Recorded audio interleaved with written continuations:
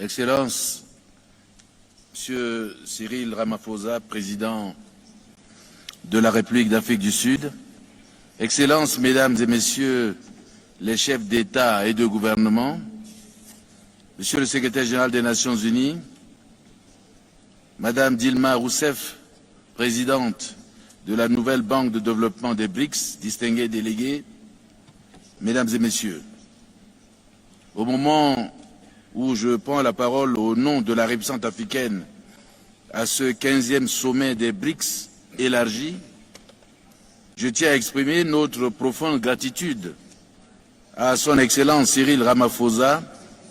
au gouvernement et au peuple frère sud-africain pour l'accueil chaleureux qui nous a été réservé, ainsi que les dispositions excellentes prises pour la réussite de cette rencontre historique.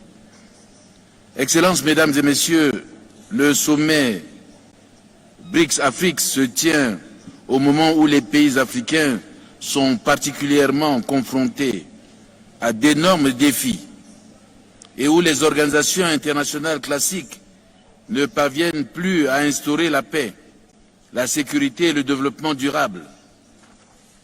Il constitue, à n'en point douter, un nouveau point de départ vers l'émergence d'un ordre international plus équitable, plus inclusif, plus pacifique, fondé sur le respect mutuel, un partenariat gagnant-gagnant, le respect de l'égalité et de la souveraineté des États, le respect du droit de souveraineté permanente des peuples et des nations sur leurs richesses et leurs ressources naturelles, qui doit s'exercer dans l'intérêt du développement national et du bien-être de la population de l'État intéressé. En effet, le partenariat pour une croissance mutuellement accélérée, un développement durable et un multilatéralisme inclusif prônés par les 5 grandes économies émergentes du monde que sont les BRICS constituent pour nous une solution idéale aux inégalités mondiales extrêmes, aux velléités hégémoniques, néocoloniales, géopolitiques et géostratégiques des puissances occidentales qui maintiennent les États africains dans la pauvreté, l'insécurité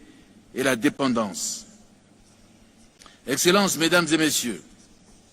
la République centrafricaine est prête pour intégrer les BRICS et construire ensemble un monde meilleur où personne n'est laissé de côté.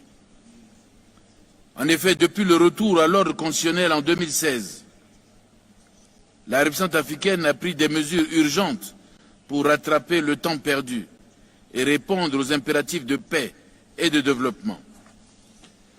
Mon pays s'est donc doté d'un cadre législatif novateur,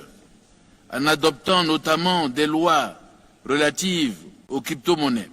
à la tokenisation des ressources naturelles et foncières, et d'une nouvelle constitution, adoptée à plus de 95% par le peuple centrafricain,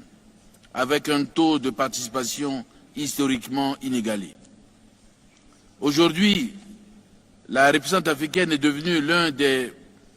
environnements les plus favorables aux entreprises sur le continent africain, un pays où les individus, nationaux et étrangers, peuvent facilement créer leurs propres entreprises et obtenir leur e-visa d'affaires directement en ligne. Excellences, Mesdames et Messieurs, il me paraît opportun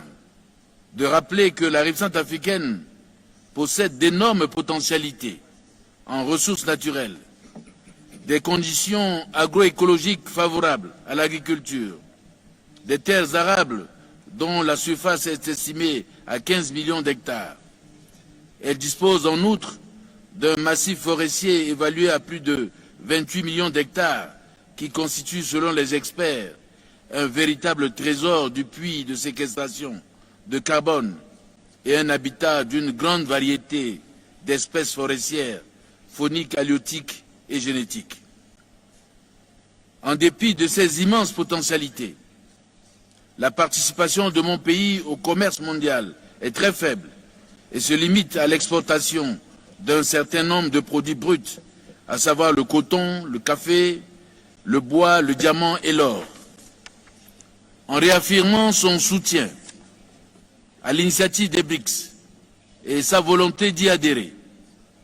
la centrafricaine invite les BRICS à établir avec elle un partenariat gagnant-gagnant en vue de l'exploitation de ces immenses ressources naturelles dans l'intérêt du développement national et du bien-être de sa population. Elle exhorte également les BRICS à continuer à soutenir sa demande de levée totale de l'embargo sur les armes et les diamants, dont la seule finalité désormais reconnue est la légitimation des groupes armés terroristes.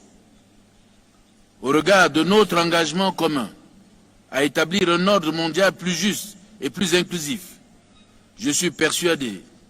que les résultats de nos travaux se révéleront efficaces en vue d'un partenariat véritable pour une croissance mutuellement accélérée, un développement durable et un multilatéralisme inclusif entre l'Afrique et les BRICS. Et je vous remercie.